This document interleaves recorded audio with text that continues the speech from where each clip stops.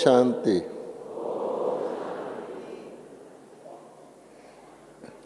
तीन बार बोलो, ओम शांति,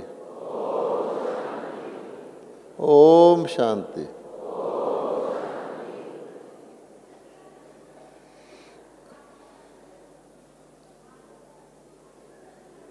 प्यारे बाबा ने अपने प्यारे बच्चों को कौन सी स्थिति के आसन पर बिठाया है, क्योंकि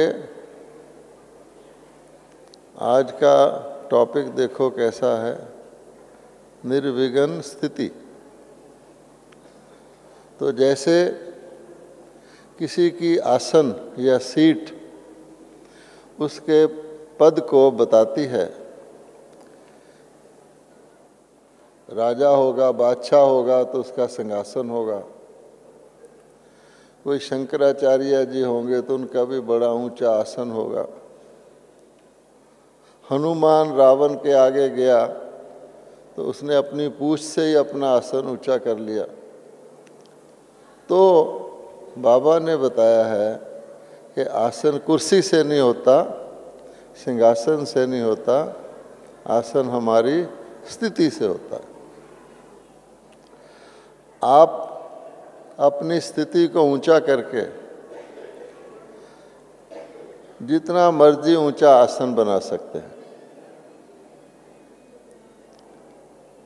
लेकिन उसकी फाउंडेशन पक्की होनी चाहिए। ऐसा ना हो कि आसन ऊंचा बनाए, नीचे से हिल जाए। तो बाबा कहते हैं कि मैंने अपने बच्चों को ऊंचे से ऊंचा, क्योंकि भगवान के बच्चे हैं, बाबा ऊंचे से ऊंचा है, तो बच्चे को कहाँ बैठाएंगे? अपनी गोद में बैठाएंगे, अपने साथ में बैठाएंगे। तो इसलिए बाबा ने हमको दो ऊंचे से ऊंचे आसन दिए हुए हैं। अगर त्रिलोक के हिसाब से देखें तो सबसे ऊंचा आसन है परम धाम। परम धाम में कोई नहीं जा सकता सिवाय बाबा के बच्चों से। बुद्धि के द्वारा आप जब भी चाहें अपने परम धाम में, अपने परमानेंट घर में जा सकते हैं। और अगर चक्कर को देखें तो चक्कर में भी सबसे ऊंचा स्थान कौन सा है? संगम युग। तो बाबा ने हमको दोनों ऊंचे आसन दिए हुए हैं। आसन अर्थात स्थिति। तो जब तक हम अपने संगम युग की स्मृति में रहते हैं तो संगम युग से तो ऊंचा कोई युग नहीं, हम ईश्वरी संतान हैं। संगम युग में हमें वो सब कुछ प्राप्त है जो हमारे बाबा के पास है। और परम धाम में भी हम कहाँ रहते हैं? अन्य 700 करोड़ आत्माएं कहाँ भी रहती हों, पर हम तो बाबा के पास रहते हैं। नियरेस्ट एंड इंग्लिश में नियरेस्ट के बाद क्या होता है? डियरेस्ट। अच्छा, जो प्रभु को प्यारा होगा, दुनिया के हिसाब से तो प्रभु को प्यारा और तरह से कहते हैं, हम वो बात नहीं करें। जीते जी जो प्रभु से प्यारा होगा उसकी स्थिति कैसी होगी? अब बाबा कहते हैं कि मैंने आपको बहुत ही आसान, गद्देदार, आराम का आसन दिया हुआ है। जब कोई आसन पर होता है तो उसकी सारी अथॉरिटी होती है।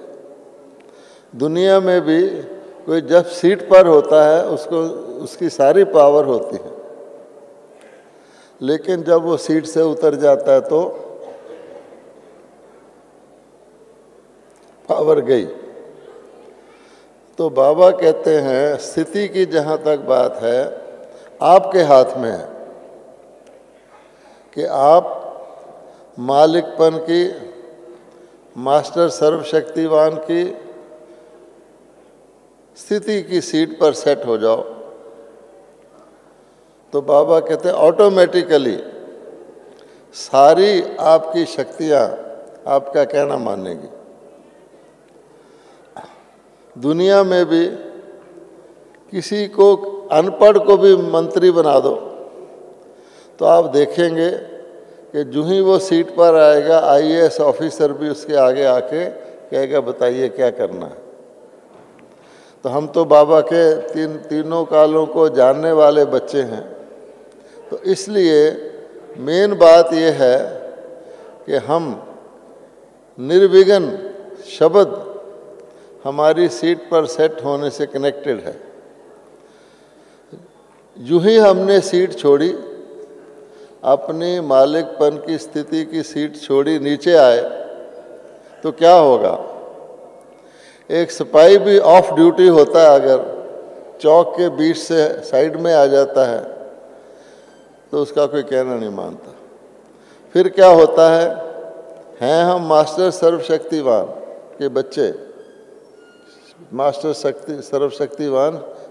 सर्वशक्तिवान के बच्चे, लेकिन जो ही सीट छोड़ी तो सारी शक्तियाँ गई।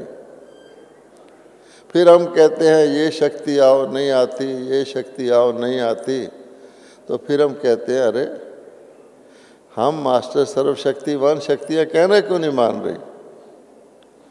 इसलिए नहीं मान रही कि हमने अपनी सीट से नीचे उतरे हुए हैं। जो अथॉरिटी होती है उसका सब कहना मानते हैं, लेकिन अगर कोई मालिक से दास बन जाए, किसी भी कमज़ोरी का दास बन जाए, अपनी सीट छोड़ दे, किसी प्रलोभन में आ जाए या किसी भय में आ जाए, तो फिर दास का तो दास कहना नहीं मानता, मालिक का कहना दास मानता है, दास का कौन कहना मानेगा? तो फिर बाबा कहता है बच्चे परेशान यानी शान से परे हो जाते हैं और सोचने लगते क्या हुआ।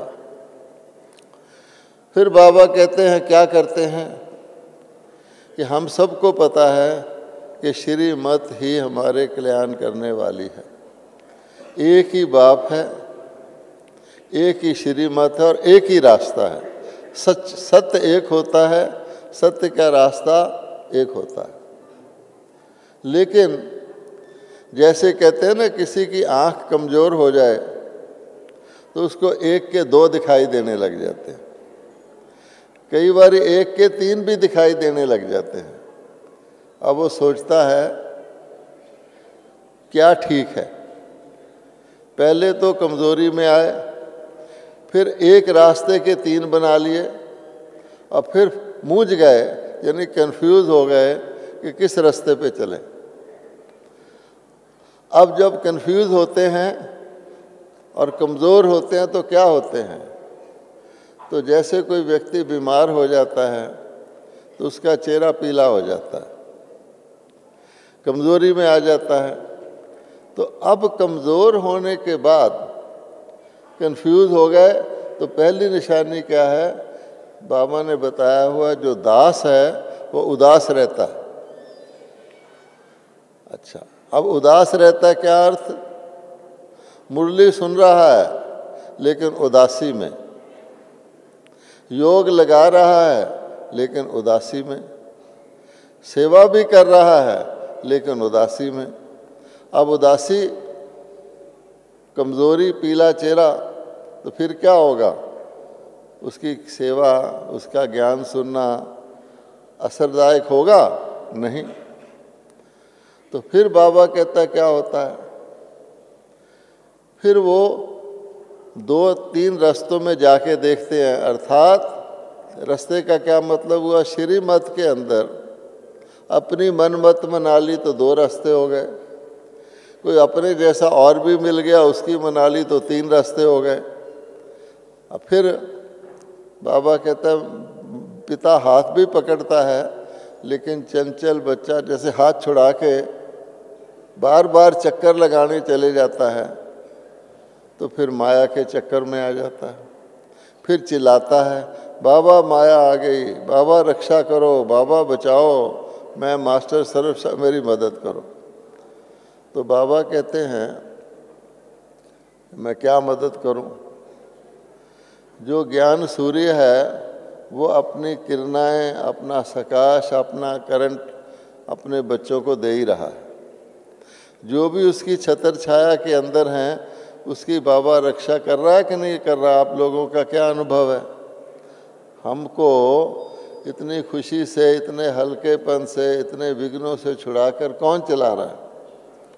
कोई संसारिक व्यक्ति तो चला नहीं सकता। अब बाबा ने इतनी ज़बरदस्त गारंटी की हुई है कि अब दुनिया में कहीं रोशनी नहीं होगी, आपके पास रोशनी होगी।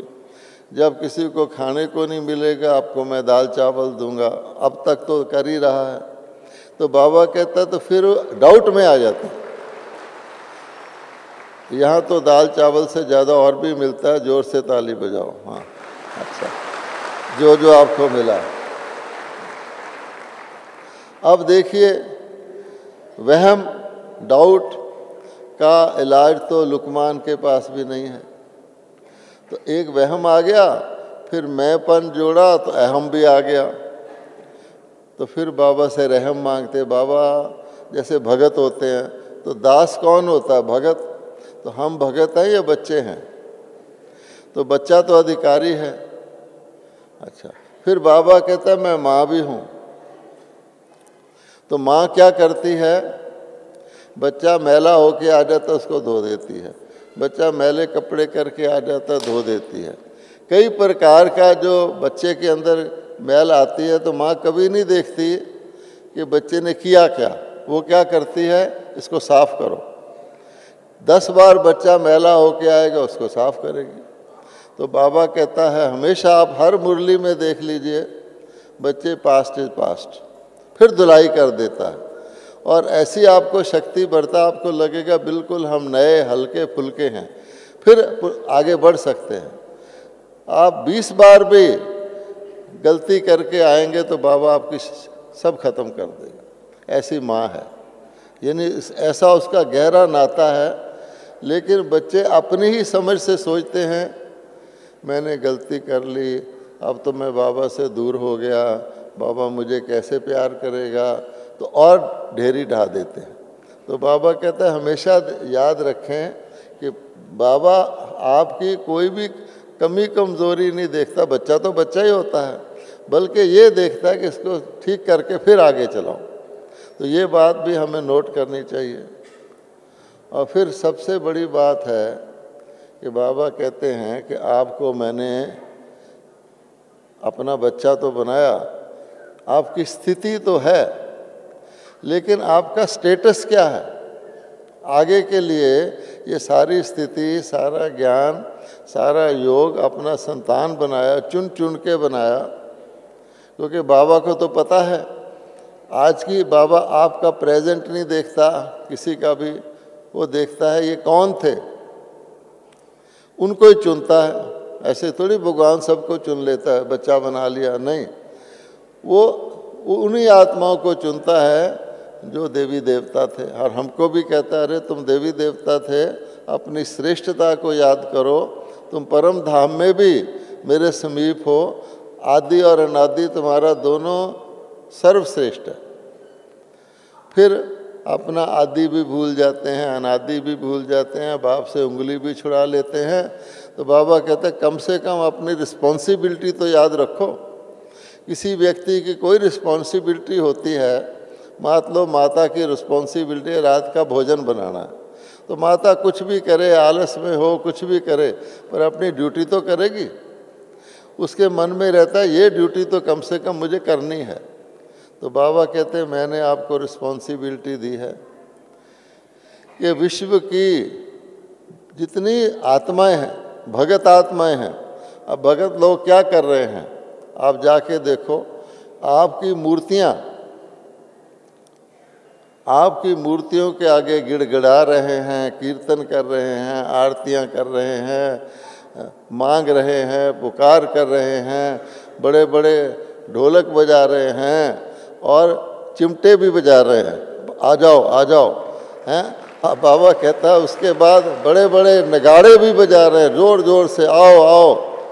और बाबा कहता है देखो मैंने तुमको बताया हुआ है कि भक्तों को भक्ति का फल भी तुम्हारे द्वारा ही दिलवाना है। मैं पतित पावन हूँ, पर साकार में कौन करेगा, क्योंकि मैं तो कर दूँ, लेकिन बाबा कहता है कर्मों का फल तो आपको ही मिलना है, तो आपको खाली निमित्त बनना है, मैं तो दरवाजे खोले हुए हूँ। इसलिए बाबा कहता है भक्तों की पुकार सुन लो कम से कम। फिर कहता है दुखी कितने हैं दुनिया के अंदर। अब दुखियों को सकाश शिव बाबा देता है, और तो कोई दे नहीं सकता। जब किसी को टेररिस्ट पकड़ के कहता है रेडी हो जाओ, आंखें बंद कर लो, तेरी गर्दन काट रहा हूँ, वो किसको याद करता। और वो तो गर्दन काटना एक बात है, लगातार दुखी। आज की महिलाएं कितनी दुखी हैं, लोग कितने दुखी हैं, गरीब कितने दुखी हैं।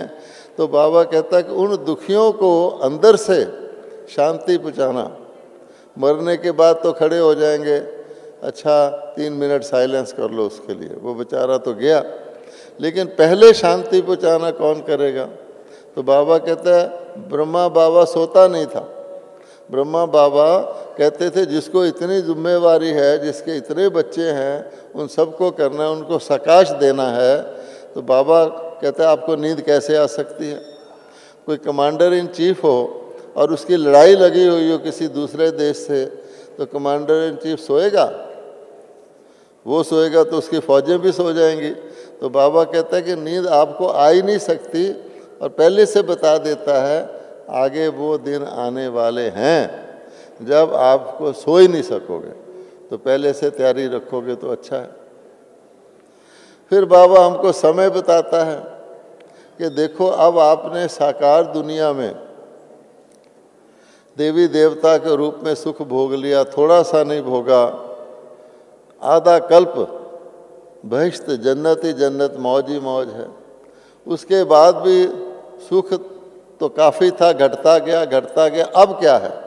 अब तो कुछ भी नहीं बचा, और वो भी जाने वाला है। इसलिए ऐसी दुनिया से क्या होना चाहिए? वैराग तो सिंपल शब्द है। ऐसी दुनिया से घृणा, नफरत होना चाहिए, तो तब जाके आपका ध्यान उधर लगेगा। अब कोई गरीब, बहुत गरीब होता है तो नाली के अंदर पड़ी हुई भी चीज़ उठा के खाता है, बेचारा गरीब है ना। तो बाबा कहता है हम लोग तो नहीं करेंगे। इसलिए इस दुनिया से घृणा होनी चाहिए। क्यों नहीं होती?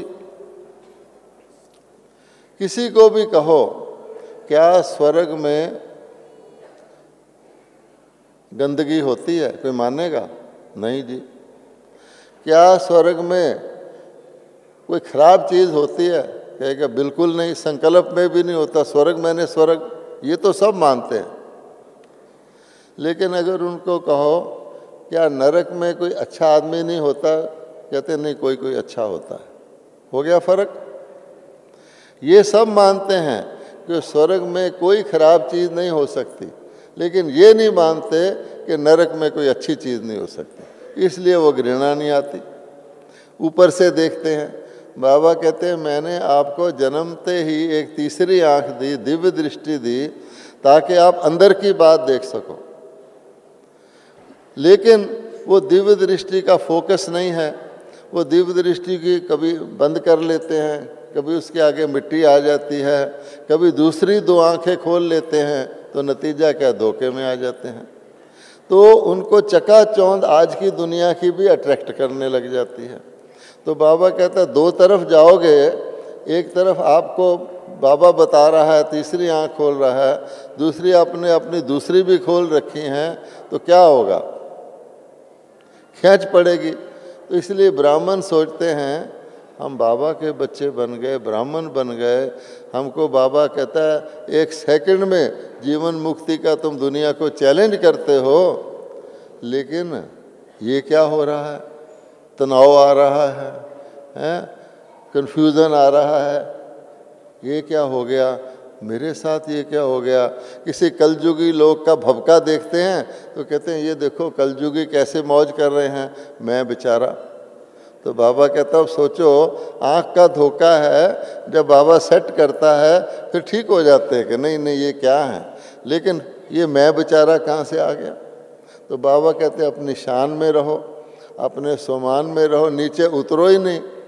तो इसलिए अपनी 1 सेकंड में मुक्ति का जो ज्ञान बाबा ने दिया हुआ है, गलत दिया हुआ है क्या? क्या परमात्मा ऐसे ही कह देता है?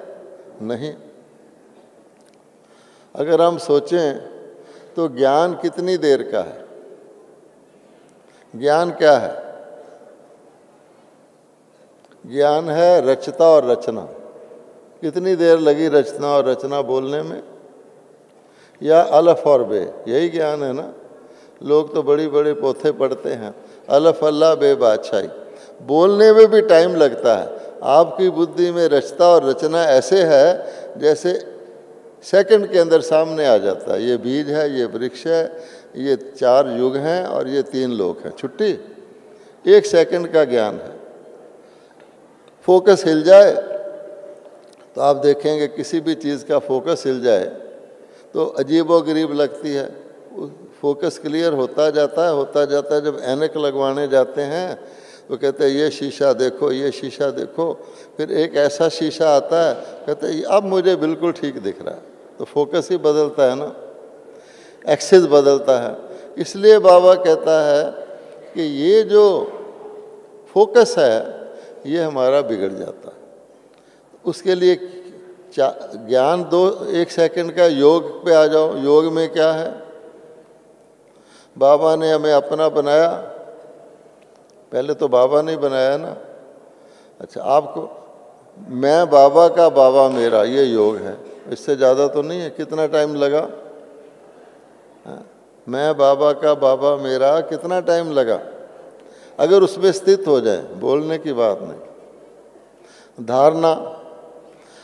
अब किसी को कोई राजा का बच्चा है तो उसको राजा का बच्चा बार बार याद कराना पड़ता है क्या? तू राजा का बच्चा है तो ऐसा ड्रेस पहनना चाहिए, ऐसे चलना नहीं। तो बाबा कहता है ईश्वर की संतान कोई राजपूत के घर भी पैदा हो जाए तो उसको होता है कि मैं तो, मेरा डर मेरे अंदर नहीं आता, मैं राजपूत हूँ। इसी प्रकार से ईश्वर की संतान, तो धारणा कौन सी है होगी? ईश्वरीय शक्तियों की, ईश्वरीय गुण हमारा जन्म सिद्ध अधिकार है। तो 1 सेकंड। फिर सेवा। अब सेवा क्या है? जो आपके पास है दूसरे को देना है। अपनी चीज़ दूसरे को देने में कितना टाइम लगता है? 1 सेकंड। देखा जाए तो बाबा ने ये कह रखा है, परंतु जो ही हम अपने बिंदी से इधर उधर गए, सीता लोभ में आई और सोचा सोने का हिरण चलो ले आओ, और मर्यादा की लकीर क्रॉस की तो जेल में गई और फिर जाके चिल्लाने लगी। इसी प्रकार से एक तो हम कमज़ोर, और कमज़ोरी के साथ बद परहेज़ी, जिसको कहा जाता है बद परहेज़ी, बीमारी 2 तरीके से आती है। कमज़ोर को पकड़ती है और दूसरा कोई बद परहेज़ी कर ले। तो हमारी बद परहेज़ी क्या है? हमारी बद परहेज़ी है मर्यादा का उल्लंघन। अब आप देख लो, ब्राह्मणों को भी गुस्सा आता है कि नहीं आता है? किस पर आता है? अपने पर आता है। जो ही आप किसी मर्यादा का उल्लंघन करते हो, जो ही आप ज्ञान की किसी चीज़ को मिस करते हो। अब मान लो अभी बहुत सारे भाई बहन मधुबन में आए हुए हैं, अगर आप इस हॉल से बाहर जाके देखें तो बाहर ज़्यादा बैठे हैं, जितने क्लास में बैठे उससे ज़्यादा। तो अब नंबर किस हिसाब से बनते हैं आप देख सकते हैं, बाहर वालों के कितने बनेंगे और आपके कितने बनेंगे। ये तो बाबा ने कहा है कि ब्राह्मण परिवार बहुत कशिश करने वाला है, ब्राह्मण परिवार जैसा कोई परिवार नहीं है। लेकिन बाबा कहता है जब संगम बीत जाएगा मैं तुम्हें छोड़ जाऊंगा, तुम अपने परिवार में रहना। कोई अभी से रहना शुरू कर दे। पढ़ाई का टाइम कहते हैं पढ़ाई के बाद पद मिलता है, कोई पढ़ाई तो पढ़े ना और कहे पद का ही पहले मज़ा लेना शुरू कर दो। इतने ब्राह्मण आए हुए हैं, कभी कभी मिलते हैं, छोड़ो क्लास को, तो क्या होगा। इसलिए बाबा कहता है कि ब्राह्मण को अंदर से खुशी की कमी, अंदर से चिड़चिड़ापन इसलिए आता है कि बाबा ने जो हमारी दिनचर्या बनाई हुई है, उस दिनचर्या में जहाँ हम गफलत करेंगे और कोई देखे ना देखे, ऊपर से आप हंस के मिलेंगे, आओ भाई अच्छा मधुबन में आए हो, लेकिन वो अंदर से संतुष्टता नहीं होगी क्योंकि मैंने ये चीज़ मिस की। तो बाबा ने लास्ट मुरली में क्या कहा? समाप्ति, परिवर्तन, पक्का परिवर्तन। तो समाप्ति किस चीज़ की? तो बाबा कहते हैं केवल हमको जो ड्रामा दिखा रहा है, एक दिन में ही ले लो, जो जिसके अनुसार हमें चलना चाहिए, अगर हम उसके अनुसार चलते हुए खुश हैं तब तो ठीक है। और अगर कहीं हमें मेहनत करनी पड़ती है, कहीं मजबूरी करनी पड़ती है, कहीं तेज़ी करनी पड़ती है, मेकअप करना पड़ता है, जैसे कोई ट्रेन लेट होती है तो मेकअप करती है, कोई व्यक्ति बदसूरत होता है तो मेकअप करता है, तो मेकअप करना पड़ता है, नेचुरल ना हो तो बाबा कहते हैं समझो कि आपको डिस्टर्बेंस ज़रूर होगा। तो समाप्ति बाबा क्या कहता है? कई कहते हैं जी समाप्ति बाबा ने कह दिया, किस चीज़ की समाप्ति?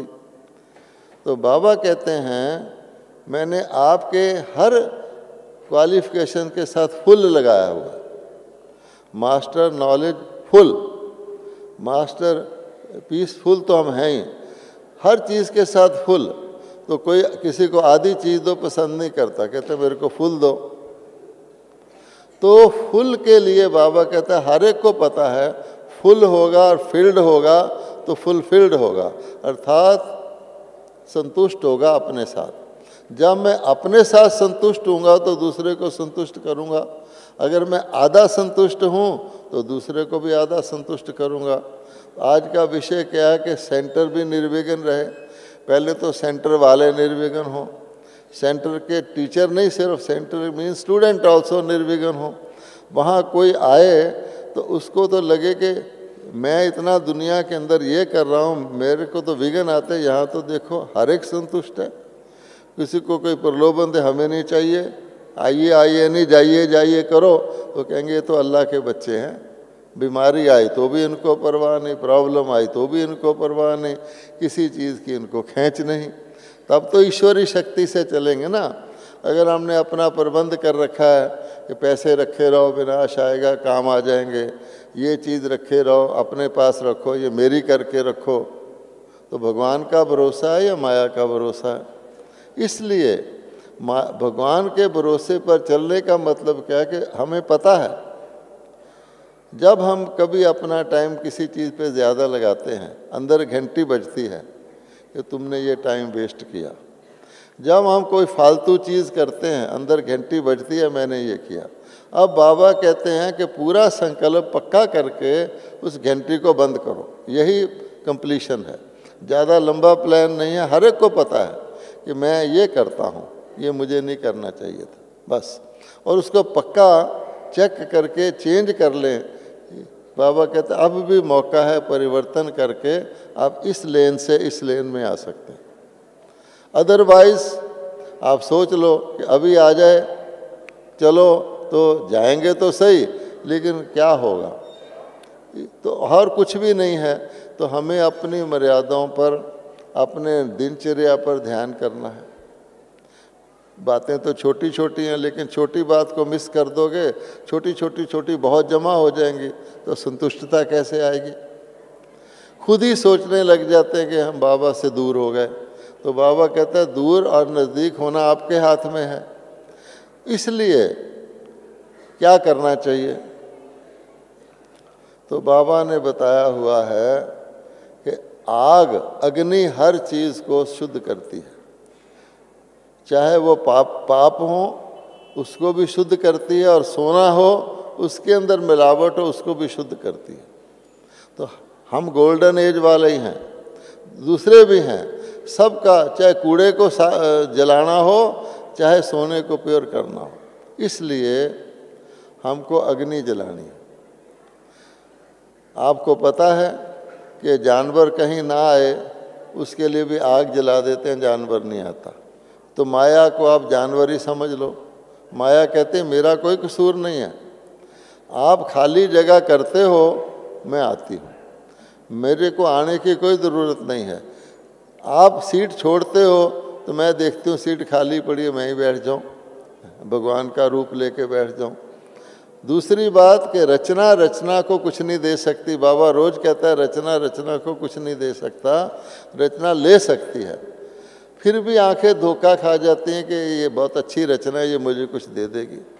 तो इस हर वक्त बाबा यही कहता है, बाबा ने बताया हुआ कि रचता से लो, वो भी रचता से ले रहा है, आपने दूसरे को भी रचता से दिलवाना है, यही कल्याण है। जब मैं ही रचता से लेने की बजाय रचना से लेने लग जाता हूँ तो बीच में माया भी आ जाती है। इसलिए हर मुरली में बाबा यही कहता है कि मुझे फोकस होकर मैं जो हूँ जैसा हूँ वैसा समझ के मुझे याद करो तो शक्ति आएगी। नल के नीचे भी आप अपना मटका रखोगे तो पानी तभी भरेगा अगर नल के मटके का मुंह नल की तरफ होगा। कितना भी ज़ोरदार नल हो, अगर मटका टेढ़ा है या उल्टा है तो पानी नहीं भरेगा। हम कहेंगे पानी तो ज़ोर से आ रहा है पर मेरा मटका खाली है, इसलिए ध्यान रखना पड़ेगा ना। तो फाइनल बात क्या हुई? तो बाबा ने हमें बताया हुआ कि बच्चे एकाग्रता एकाग्रता एकाग्रता एकाग्रता, क्योंकि जब जाना है तो फैलाना नहीं है, समेटना है। किस चीज़ को समेटना है? बोरी बिस्तर को कहते। आप अपने मन के संकल्पों को समेटोगे तो बाकी सब कुछ आप ही सिमट जाएगा। आप अपने मन के संकल्पों को फैलाओगे तो फैलावट बहुत बढ़ जाएगी और उसी तरह के ख्याल आएंगे। अगर किसी को पता है कि मुझे जाना है तो बैठ के मकान बनाएगा क्या? नहीं। अगर कोई सोचेगा बहुत बड़े बड़े मकान बन रहे हैं, मेरा भी बन जाए, मधुबन में भी मकान बन रहे हैं, मेरा भी बन जाए, वो भी तो बना रहे हैं, ये भी तो कर रहा है, तो बाबा कहते बना लो, कोई बात नहीं, त्रेता तक बैठे रहना ऊपर। इसलिए अपना फोकस चेंज करेंगे तो आपको उस तरह की स्पष्टता दिखाई देगी। तो आजकल बाबा क्या कह रहे हैं कि मनसा सेवा के लिए भी आपको फोकस चाहिए। मनसा सेवा तो बाद की बात है, अपनी सेवा के लिए भी फोकस चाहिए और उसका मतलब है एकाग्रता। अब एकाग्रता क्या है कि जो हमारा मन व्यर्थ संकल्प रेस करता है, व्यर्थ संकल्प एक रेस करोगे ना तो एक की बजाय फौरन बढ़ के वो पूरी सेना बन जाती है। अब वह जो व्यर्थ संकल्पों की सेना बन जाती है तो हमारे फोकस की बात तो छोड़ो, उसके अंदर आत्मा मन इतना उलझ जाता है कि जैसे ट्रैफिक जैम हो जाए। तो इसलिए बाबा ने कराया हुआ है ट्रैफिक कंट्रोल, कराया हुआ है। बाबा को पता है कि जब व्यर्थ संकल्पों का ट्रैफिक जैम होगा तो आप कुछ भी कर लो। ट्रैफिक जैम में हम रोज़ देखते हैं गवर्नर की कार आ रही है, उसमें सायरन बज रहा है, 6 आदमी ब्लैक कैट खड़े हैं, लेकिन वो क्या करेगा? जब ट्रैफिक जैम है तो क्या करेगा?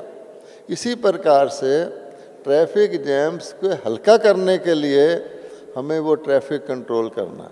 अब तो बाबा ने ये कह दिया है कि बीच बीच में चाहे 1 मिनट के लिए रोज़ बाबा की जितनी बाबा की ये सारी एक्सरसाइज बाबा कराते हैं उसमें यही होता है। 1 मिनट के लिए सही, 2 मिनट के लिए सही, अपने मन को जहाँ ले जाना चाहो वहाँ ले जा सको।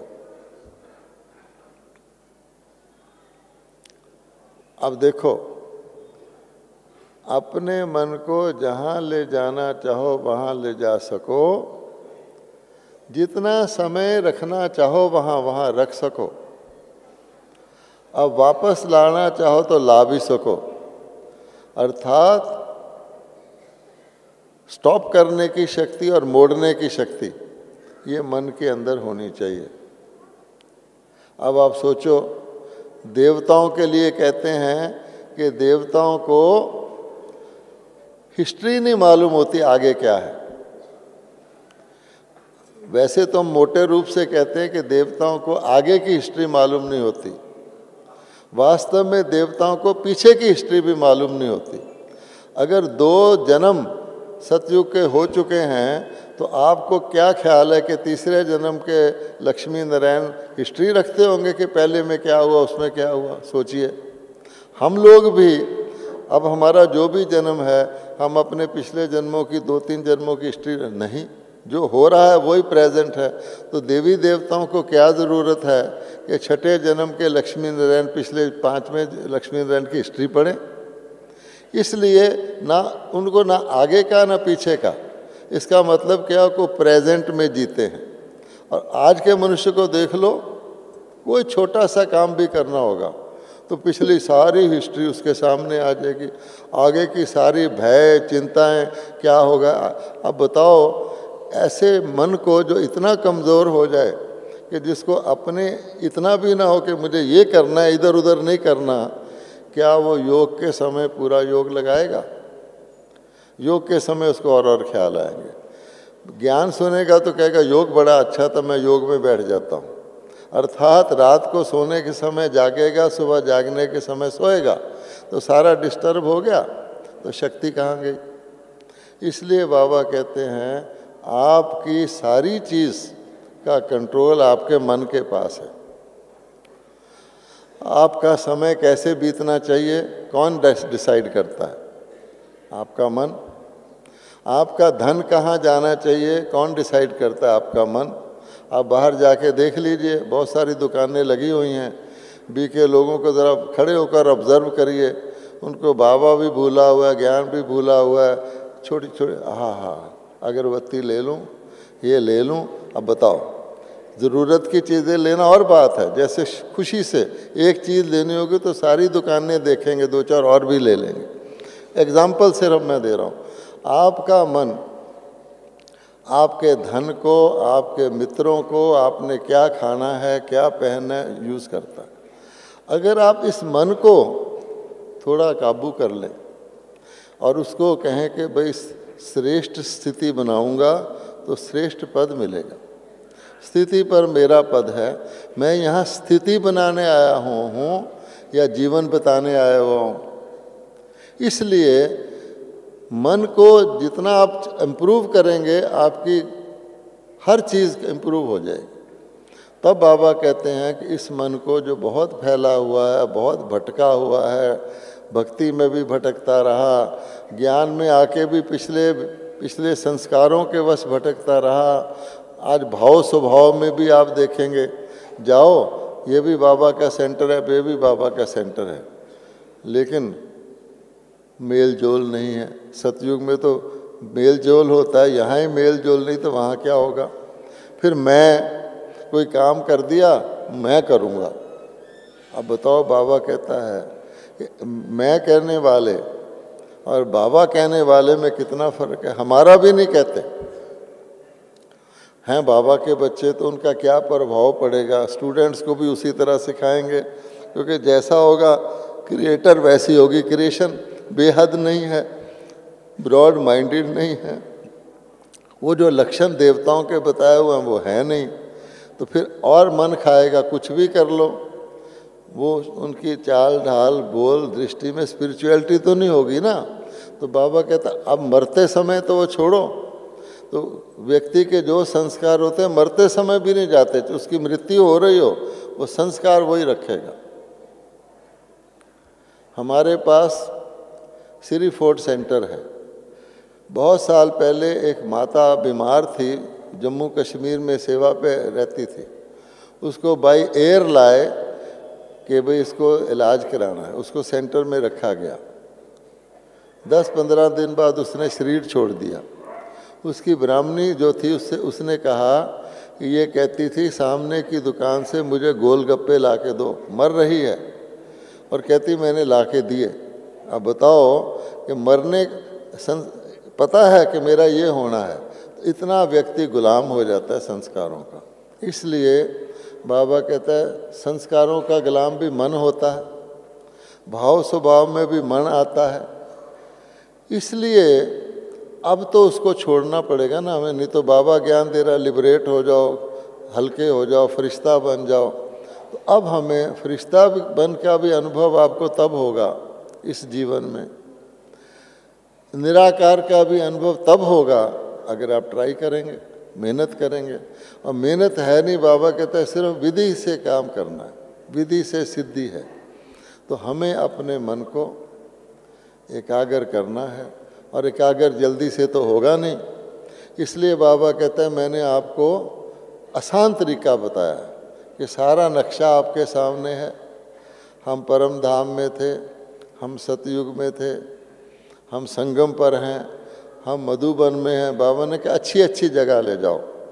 कोई टूरिस्ट भी जाता है तो ये थोड़ी कहते हैं मुझे यहाँ का स्लम एरिया दिखा दो, मुझे गंदा नाला दिखा दो। वो कहते हैं मुझे ताजमहल दिखा दो, मुझे ये दिखा दो। इसलिए बाबा कहता है कि अपने मन को टूरिस्ट बनाकर ही कम से कम अच्छी अच्छी जगह ले जाओ। जब हम अच्छी अच्छी जगह ले जाएंगे थोड़ा थोड़ा समय, तो हमारे को ये भी ख्याल आएगा मन के अंदर ताज़ा जो अंदर संकल्प आए अच्छा जाए। क्योंकि आप गलत चीज़ खा लो, फूड में भी पॉइजनिंग हो जाए तो व्यक्ति मर जाता है। आप मन के अंदर ऐसा संकल्प ले जाते ही क्यों जो आपको परेशान करे। किसी की बुराई देख ली, वो तो बुरा है पर आपके अंदर भी तो बुराई घुस गई, अब वो तंग करेगी आपको। अगर आप किसी का बैड स्मेल अंदर नहीं लाना चाहते तो उसका खराब संकल्प क्यों लाते हो, पर ले आते हैं क्योंकि मन आउट ऑफ कंट्रोल है। दरवाजे खुले हैं, बंद करते हैं वो हवा उसको तोड़ देती है। इसलिए अगर हमने मन में अच्छे कहना तो बहुत आसान है, यदि अपने मन में सुबह से शाम तक वही संकल्प लाऊ करो जो आपको खुश रखे, कहना तो बहुत आसान है, लेकिन आप करेंगे तो नहीं होगा। क्यों? मन को आदत नहीं है।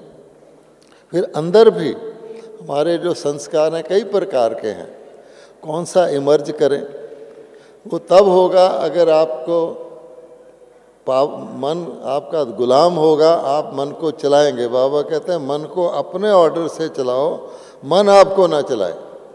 तो वो क्यों चलाता है? क्योंकि बेलगाम है, दास आपका मालिक बना हुआ है, घोड़ा सवार के ऊपर बैठा है। इसलिए बहुत इम्पोर्टेंट है, सारे ज्ञान को प्रैक्टिकल में करना होगा। तो हमें अंदर के पुराने संकल्पों में भी वो निकलें जो काम के हैं, बाहर से भी हम वो लें जो काम के हैं। इसके लिए हमें अपने नेचर को बदलना है।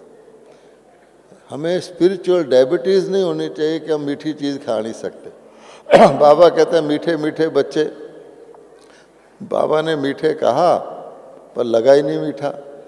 मेरा प्यारा मीठा बाबा कहा पर लगा ही नहीं मीठा है। दादी जानकी भी मीठा बाबा कहती है, दूसरे भी कहते हैं, फ़र्क है। अब दादियों की आवाज़ में देखो कितनी कड़क आवाज़ है। क्यों? कि उन्होंने बाबा स्थापना नई दुनिया के अलावा उनको लंदन घुमा दो, अमेरिका पेरिस घुमा दो, उनको कोई मतलब नहीं। क्यों? ये फोकस है, क्योंकि मन उनका इसी में लगा हुआ कि मुझे अपने इतने जन्मों के विकर्मों को भस्म करना है। तो इसलिए संकल्पों को साधने के लिए परम धाम में जाओ, भले थोड़े समय के लिए जाओ। अब हम परम धाम में जा सकते हैं अपनी मर्जी से, वरना ना कोई मर्जी से जा सकता है ना आ सकता है। बाबा ने चाबी दी हुई है। सतयुग में जाओ, अब हम जा सकते हैं और कोई नहीं जा सकता।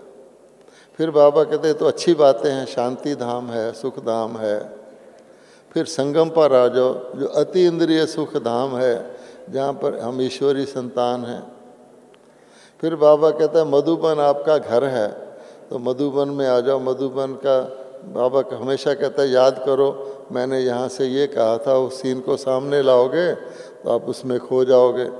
कोई नाटक भी देख के आता है, सीन को सामने लाता है, खो जाता है, दूसरे को भी बताता है। तो अच्छी अच्छी जगह थोड़ा थोड़ा मन को लगाएंगे। और बीच बीच में बाबा कहता है जैसे किसी के प्राण छूट जाएं, आप भोजन कर रहे हो, अचानक, ये ब्रह्मा बाबा भी करते थे, अचानक उससे डिटैच हो जाओ थोड़ी देर के लिए, ताकि अब हमें जाना है वहाँ, तो पहले से तैयारी करेंगे ना तो प्राण भी आसानी से निकल जाएंगे, नहीं तो फिर कर्म ये खींचेगा। बाबा कहते हैं ये शरीर अगर खींच रहा है तो और चीज़ें भी आपको खींचेंगी, इसलिए यहाँ से बिल्कुल लंगर उठाएंगे, आत्मा में शक्ति भरेंगे, सारा काम मन का है। तो मन को व्यर्थ संकल्प सबसे खतरनाक चीज़ है हमारी। व्यर्थ आएंगे तो दूसरे खराब भी आ जाएंगे, व्यर्थ पर कंट्रोल होगा तो खराब पर भी कंट्रोल होगा। इसलिए बाबा कहता है व्यर्थ का सोचो भी नहीं, श्रेष्ठ संकल्प। सीधा ही हम पॉजिटिव करें, कोई कमाई करने जाता है तो घाटे का थोड़ी सोचता है। आप मार्केट में जाते हैं, 1000 तरह की चीज़ें होती है, वहाँ सिगरेट भी बिक रहा है, मांस भी बिक रहा है, प्याज भी बिक रहा है, मछली के पकोड़े तले जा रहे हैं, आपका उससे कोई मतलब है? अब जल्दी जल्दी चले, क्योंकि है नरक तो इसमें तो देखना पड़ेगा, हमें क्या चाहिए, तो जल्दी जल्दी करते हैं ना। तो बाबा कहते हैं कलयुग का भूल जाओ। अगर मुझे मेरा शहर याद रहता है कि मैं फ़लानी हैदराबाद का हूँ या मैं वहाँ का हूँ, फिर मुझे अपना शरीर याद रहता है कि मैं मेल हूँ, इन भाई बहनों में मैं बड़ा हूँ, ये सब चीज़ें लिमिटेड हैं, फिर आत्मा उड़ नहीं सकती, इसलिए हमें उड़ना है। तो अभी हमको खाली मन पर मेहनत करके मन को एकाग्र करना है। और बाबा ने 5 बातें बताई हुई हैं, दादी जानकी भी बोलती है। पहला है एक नामी। एक नामी मीन्स ओनली गॉड। मेरा तो शिव बाबा एक, हम बोलते हैं ना कि परमात्मा बीज से ही हमें सब कुछ मिलना है, और बीज के द्वारा ही हम दूसरों को दे सकते हैं। पत्ते को पत्ता कुछ नहीं देगा, बीज को आप एक बूंद पानी देंगे तो सारे वृक्ष को जाएगा, लेकिन पत्तों को आप जो धोते रहो कुछ होने वाला नहीं। तो रचना को नहीं दे सकती। बाबा बार बार कहता है बीज एक नामी। फिर दूसरा बाबा कहता है एकांत। एकांत मन का चाहिए। भीड़ भाड़ वो हमें अट्रैक्ट ना करे, ना प्रभावित करे। एकांत। संकल्पों का भी एकांत। फिर बाबा कहता है एकाग्र। फिर कहता है एक रस। सभी रस एक से। गीता के बाहर लिखा हुआ है तमेव माता च पिता तमेव बंधु च सखा। तो सचमुच परमानेंट परमात्मा ऐसी माता है जो दूसरा कोई नहीं, हम सब जानते हैं। बाबा ऐसा पिता है जो पिता भी उनको याद करते हैं, गुरु भी उसको याद करते हैं। तो सखा भी है। तो बाबा कहता है कि वो सारे एक रस, एक से कनेक्टेड रहने के लिए सारे रस एक से लो। यूँ तो कहते हैं किसी की माँ मर जाए तो माँ की जगह भगवान को याद करो, मेरी माँ है। बाबा कहते हैं तुम तो जिंदा जी मर गए, अब तो तुम्हारा सारा उससे। फिर इकोनॉमी लास्ट है, हर चीज़ में बचत। वो तभी होगी अगर हमारे संकल्प कंट्रोल रहेंगे। तो ये सारी चीज़ें हमारा कर्म योग है, इसको हमें अभ्यास करना है। तो आप देखिए फिर आपको सचमुच, और कोई चीज़ मिस ना करें, और जिस चीज़ में थोड़ी कमी रहती है उसको पूरा कर लें। अदरवाइज़ आपका दिल खाता रहेगा, ऊपर से हम हंसते रहेंगे, इतने साल हम ज्ञान में हो गए, इतना हो गया, लोग आपका वर्णन करेंगे, आपका दिल खाली होगा। तो बाबा कहता उदास मीन्स दास, और मालिक मीन्स नेचुरली संतुष्ट। ओम शांति।